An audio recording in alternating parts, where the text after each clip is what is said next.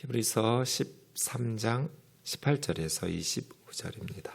우리를 위하여 기도하라. 우리가 모든 일에 선하게 행하려 함으로 우리에게 선한 양심이 있는 줄을 확신하노니 내가 더 속히 너희에게 돌아가기 위하여 너희가 기도하기를 더욱 원하노라. 양들의 큰 목자이신 우리 주 예수를 영원한 언약의 피로 죽은 자 가운데에서 이끌어내신 평강의 하나님이 모든 선한 일에 너희를 온전하게 하사 자기 뜻을 행하게 하시고 그 앞에 즐거운 것을 예수 그리스도로 말미암아 우리 가운데 이루시기를 원하노라. 영광이 그에게 세세무궁토록 있을지어다. 아멘. 형제들아, 내가 너희를 권하노니 권면의 말을 용납하라. 내가 간단히 너희에게 썼느니라. 우리 형제 디모데가 놓인 것을 너희가 알라. 그가 속히 오면 내가 그와 함께 가서 너희를 보리라. 너희를 인도하는 자들과 및 모든 성도들에게 문안하라. 이탈리아에서 온 자들도 너희에게 문안하느니라. 은혜가 너희 모든 사람에게 있을지어다. 아멘. 7월이 시작되면서 히브리서를 시작했는데 오늘 마지막 본문입니다. 18절에서 25절은 인사 편지니까요. 인사말로 되어 있습니다. 18절에서는 우리를 위해서 기도하라고 기도를 부탁하고 있습니다. 그 사람이 얼마만큼 영적인 세계에 들어왔는가를 판단하는 기준 중에 하나는 기도의 중요성을 아는가 모르는가입니다. 기도라는 게 그렇잖아요. 눈에 드러나는 건 아니잖아요. 당장에 눈에 드러나는 건 뭔가 행동으로 움직이는 것이죠. 예를 들어서 제가 설교 준비를 안 하면 눈에 드러나요. 근데 기도를 안 하면 눈에 드러나지 않죠. 네. 그래서 기도가 우선순위에서 밀리기가 쉬워요. 그런데 이제 영적인 세계에 눈을 좀 뜬다는 것은 눈에 드러나는 저 같으면 설교 준비 좀 덜 해도 절대로 기도가 부족하면 안 된다는 걸 알게 돼요. 네. 그래서 기도를 소홀히 여길 수가 없어요. 그리스도인들이 신앙생활 하다 보면 별로 티가 나지 않으니까 기도 생활이 우선순위에서 밀려요. 게을러지기가 쉬워요. 그런데 영적인 세계를 알아가면 알아갈수록, 성경을 알아가면 알아갈수록 기도가 중요하다라는 것을 깨닫게 돼요. 정말 기도가 중요하구나. 우리 신앙생활과 우리의 삶에 있어서. 설교보다 기도가 더 중요해요. 전 처음에 몰랐어요. 왜냐하면 하나님 말씀을 잘 가르쳐야 변화된다고 생각했어요. 그것이 목사의 역할이라고 생각해요. 둘 다 중요하죠. 근데 굳이 하나를 고르라면 성도님들이 기도해 주시면 목사는 말씀 준비를 잘해서 설교를 열심히 잘 가르쳐야 된다고 생각했어요. 근데 목회하고 나서 얼마 지나지 않아서 깨달았어요. 기도가 훨씬 중요하구나. 하나님은 나를 설교하라고 부르신 것이 아니라 교우들을 위해서 기도하라고 부르시구나를 깨닫게 됐어요. 그냥 인간적으로 생각해 봐도 사람들에게 말하는 게 효과적이겠어요? 하나님에게 말씀드리는 게 효과적이겠어요? 그래서 기도가 더 중요해요. 말씀도 중요하고 기도도 중요하고 어느 하나를 선택한다라는 건 어리석은 질문이지만 저와 여러분의 삶 속에 굳이 어리석으나마 하나를 선택하려면 뭐가 제일 중요한가? 기도가 제일 중요해요. 근데 성도님들 이걸 잘 몰라요. 눈에 티가 안 나니까. 우리를 위하여 기도하라. 이게 뭐예요? 히브리서 저자는 기도가 중요하다라는 걸 안 거예요. 지금 흔들리고 있는 사람들이잖아요. 예수님 버리고 다시 유대교로 돌아가려는 초신자들이잖아요. 자기 입으로 말했잖아요. 너희가 갓난아이라고, 영적으로 젖이나 먹고 단단한 음식을 못 먹을 자들이라고. 지금 예수 믿은 지는 오래됐지만 복음 2세대니까 때가 오래되어서 너희가 마땅히 다른 사람을 가르쳐야 될 선생이 되어 있어야 되는데 아직도 너희가 젖이나 먹고 단단한 음식은 먹지 못하는 갓난아이들 같다고. 그럼에도 불구하고 기도해달라고 부탁하는 거죠. 그래서 이런 겸손함, 너희들이 뭘 하겠니? 기도를 하면. 그렇잖아요. 목회자들과 성도들은 기도의 끈으로 묶여요. 맛있는 거 사주려고 하지 말아요. 전 위도 약하고 맛있는 거 우면동에도 많아요.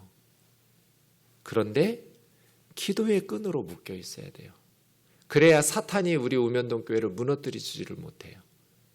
사역자들과 저뿐 아니죠. 우리 모든 목회자들이, 선교사들이, 우리 성도들과 교우들과 기도의 끈으로 묶여야 돼요.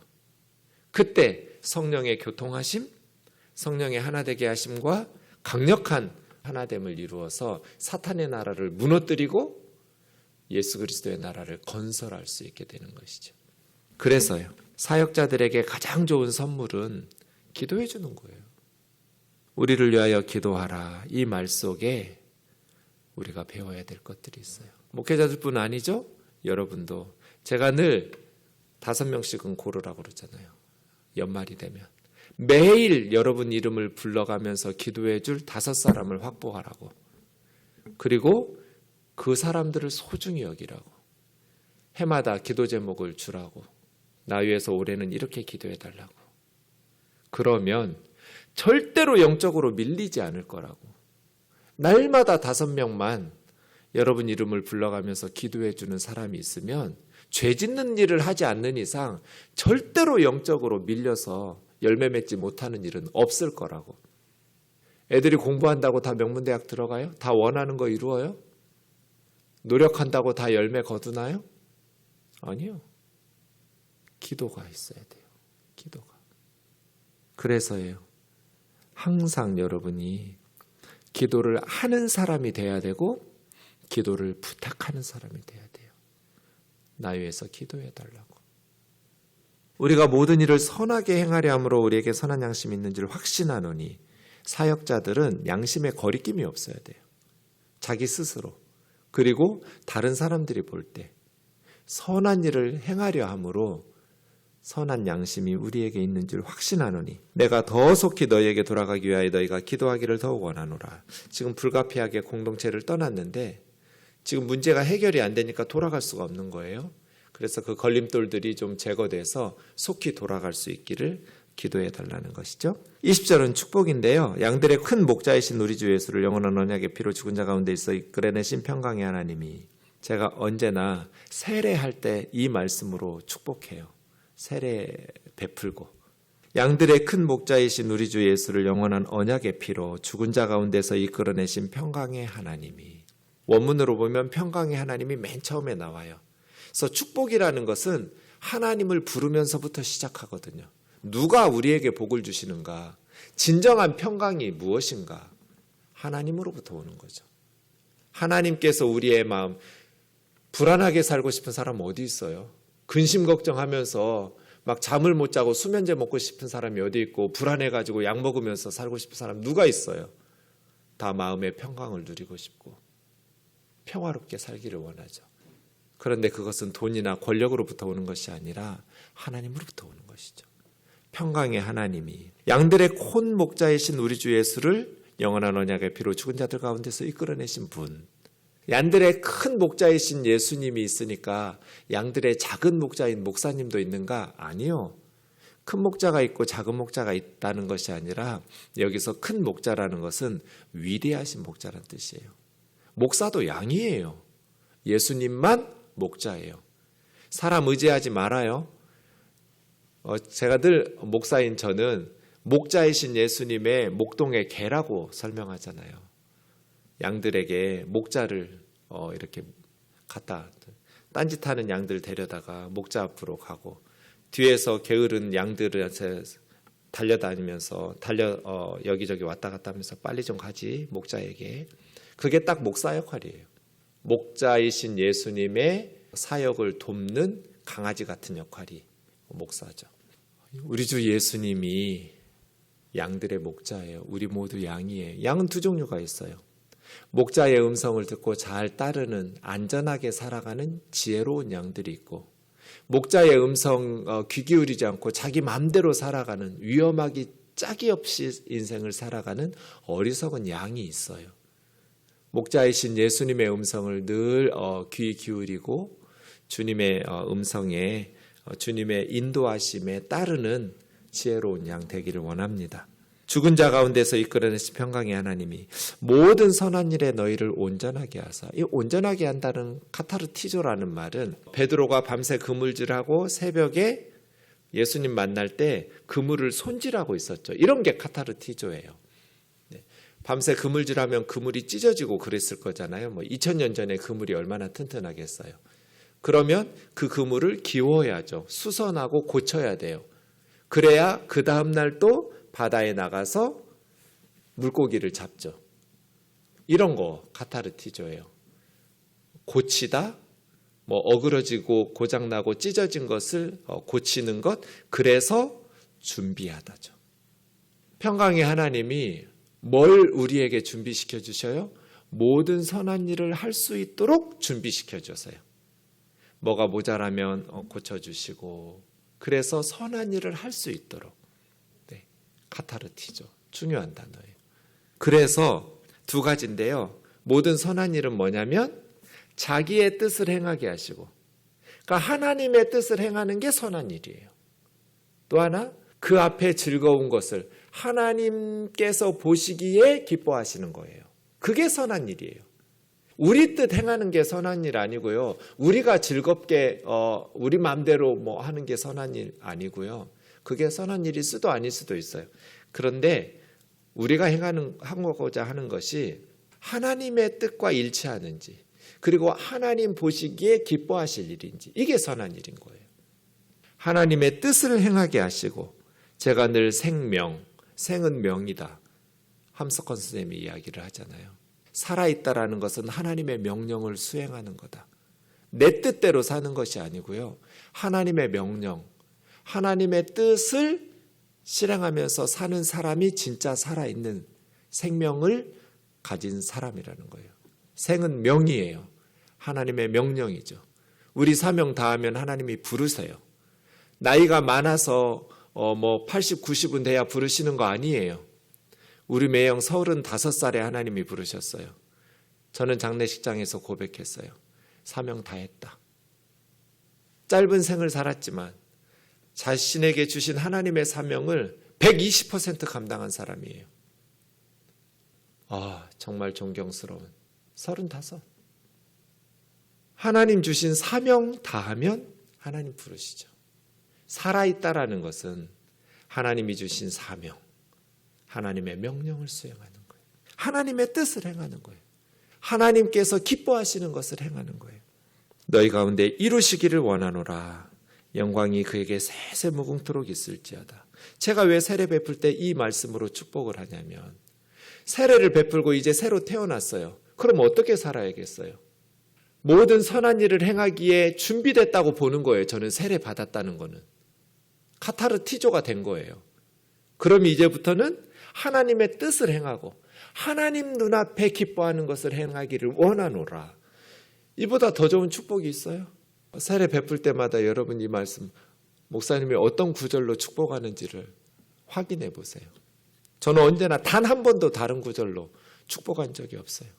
언제나 히브리서 13장 20절 21절로 세례받은 사람들에게. 이건 세례받을 때뿐 아니죠. 모든 그리스도인들이 하나님의 뜻을 행하고 하나님 눈앞에 즐거운 것, 하나님 보시기에 기뻐하시는 것.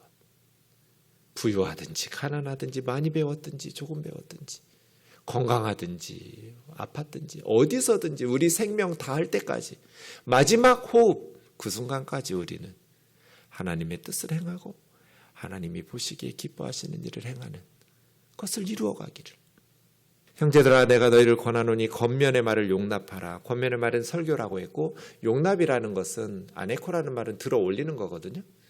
그러니까 나의 설교를 들어 올려라 그 말이니까 좀 용납하라, 참아라, 견뎌라 이런 뜻도 있지만 더 좋은 해석은 이것을 소중히 여겨라.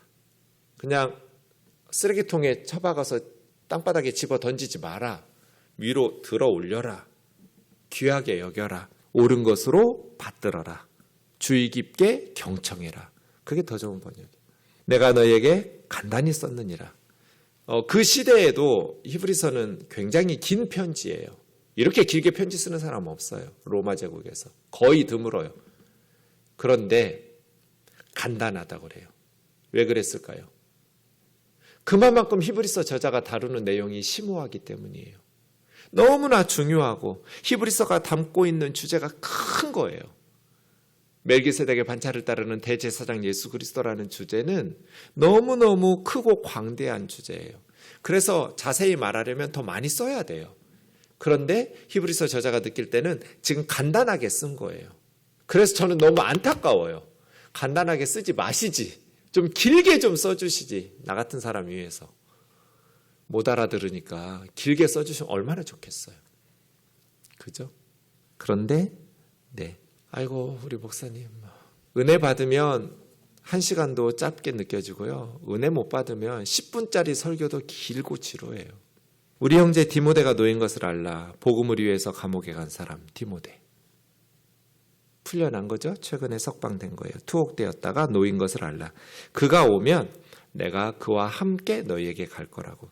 어느 지역인지 모르지만 아마 지금 터키 소아시아쯤이었을 것 같아요. 너희를 인도하는 자들과 모든 성도들에게 문안하라. 두 부류로 나눴네요. 지금 인도하는 자들의 권위를 이렇게 세워주고 있는 거예요.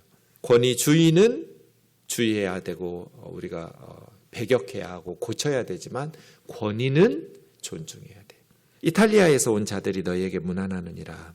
지금 저자와 함께 있는 이탈리아에서 온 성도들이 있었다는 거죠. 은혜가 너희 모든 사람에게 있을지어다. 네, 마지막 인사 은혜죠. 성도들에게 가장 좋은 선물 은혜. 성도들에게 가장 고통스러운 것 은혜 없는 신앙생활. 그게 가장 큰 저주 같아요. 저는 은혜 없는 신앙생활 하라는 거. 은혜 없는 신앙생활 하면 예배도 너무나 은혜가 안 되고요. 설교 말씀을 들어도 너무너무 은혜가 안 되고요. 기도를 해도 찬송을 해도 기쁨이 없고요. 그래서 성도들에게 가장 좋은 선물은 은혜가 너희에게 있을지어다.